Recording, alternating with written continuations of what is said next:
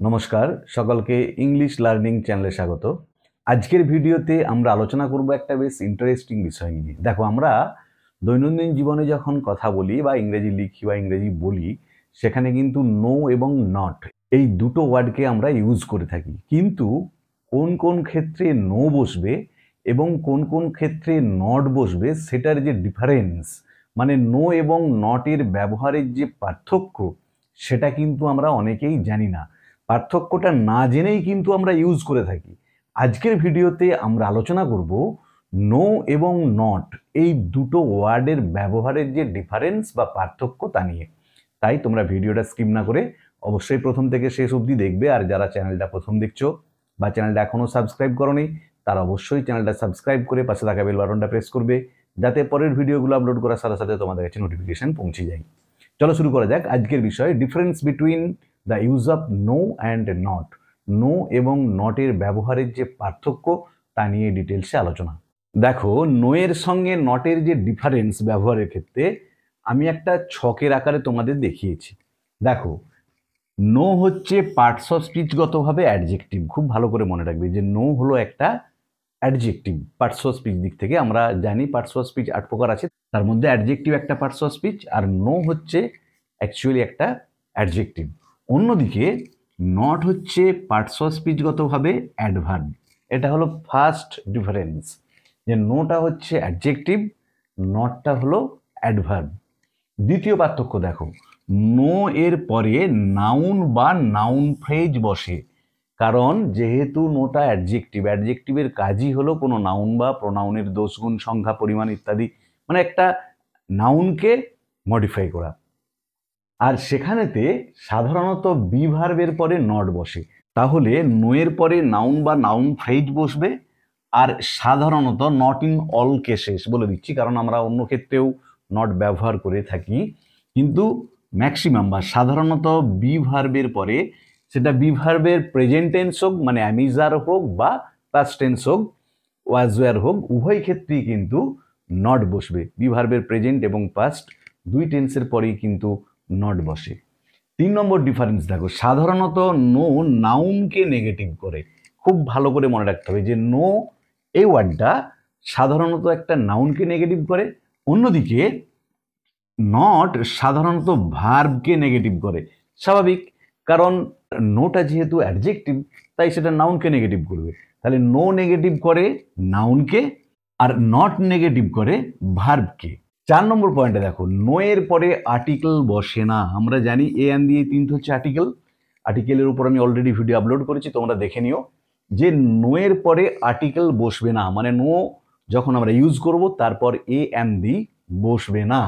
নটের পরে কিন্তু আর্টিকেল বসতে পারে, মানে আমরা যখন নট ব্যবহার করব তারপরে আমরা এ অ্যান বা দিকে ব্যবহার করতে পারি।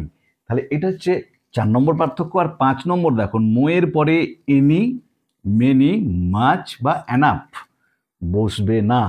যে নো এর পরে এনি, মেনি, মাচ, অ্যানাফ বসে না, কিন্তু নটের পরে এনি, মেনি, মাচ, অ্যানাফ বসে।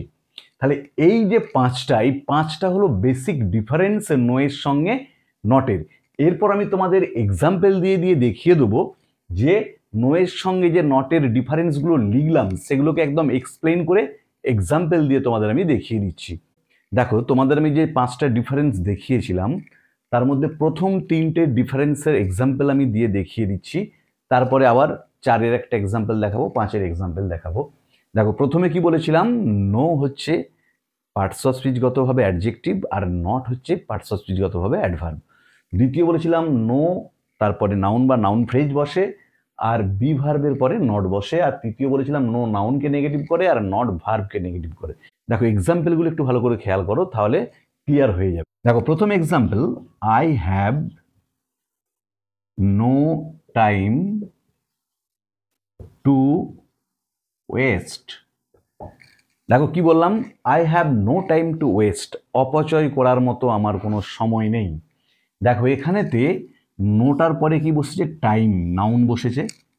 এখানে নোটা অ্যাডজেক্টিভ হিসাবে ব্যবহার হয়েছে এবং নোটা নেগেটিভ করেছে দেখো এই টাইম নাউনটাকে, যে I have no time to West.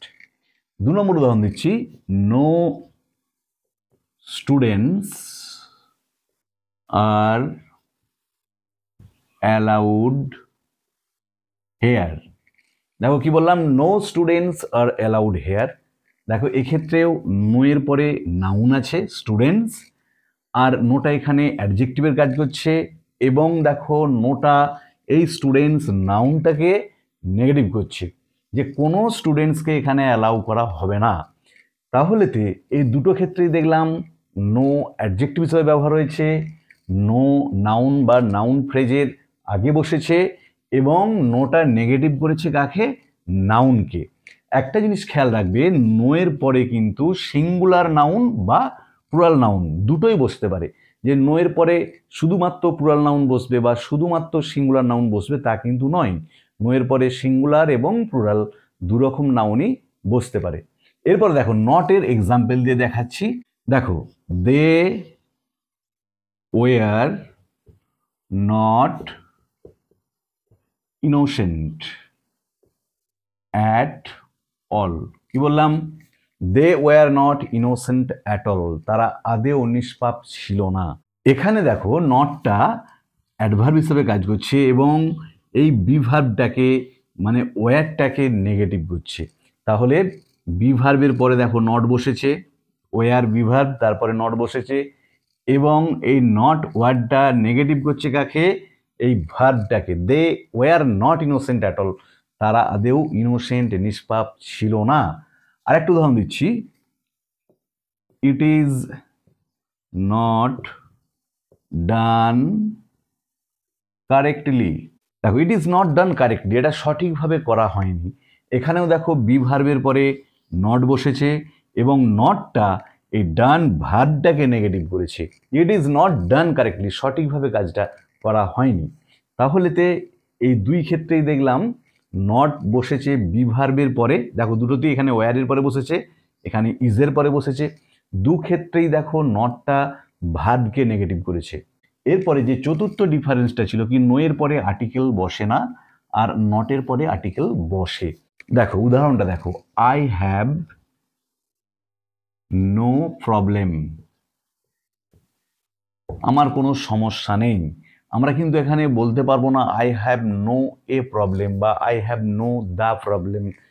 তাহলে আই হ্যাভ নো প্রবলেম, দেখো এরপরে কিন্তু কোনো নো এর ক্ষেত্রে নো এর পরে কিন্তু কোনো আর্টিকেল আমরা ইউজ করতে পারছি না বা আর্টিকেল বসাতে পারবো না।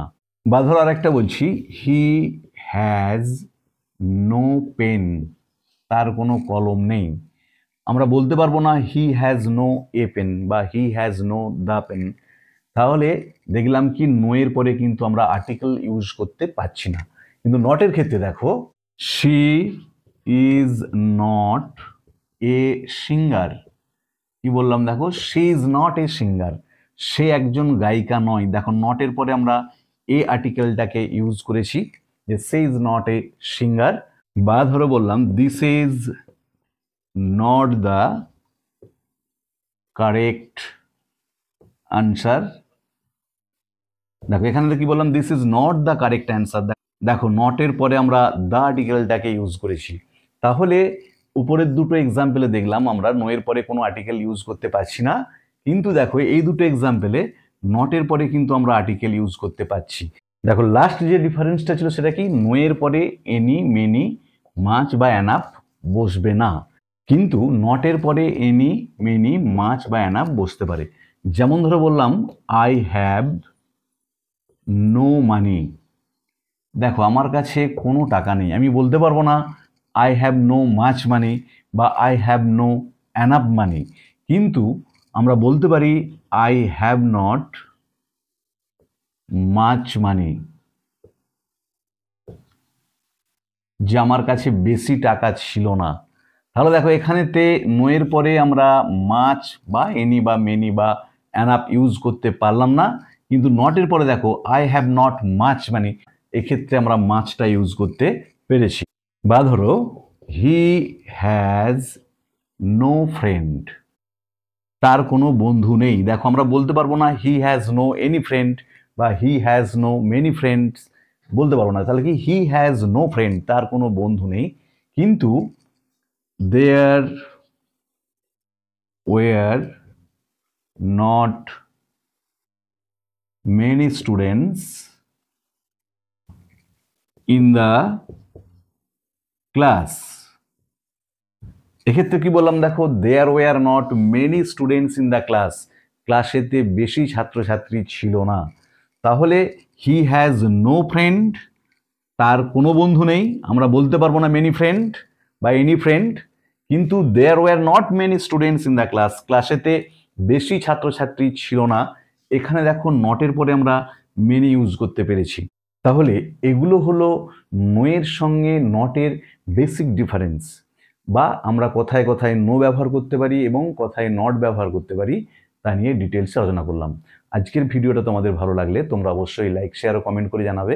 আর যারা চ্যানেলটা প্রথম দেখছো বা এখনও সাবস্ক্রাইব করোনি, তারা অবশ্যই চ্যানেলটা সাবস্ক্রাইব করে পাশে থাকা বেল বাটনটা প্রেস করবে, যাতে পরের ভিডিওগুলো আপলোড করার সাথে সাথে তোমাদের কাছে নোটিফিকেশন পৌঁছে যায়।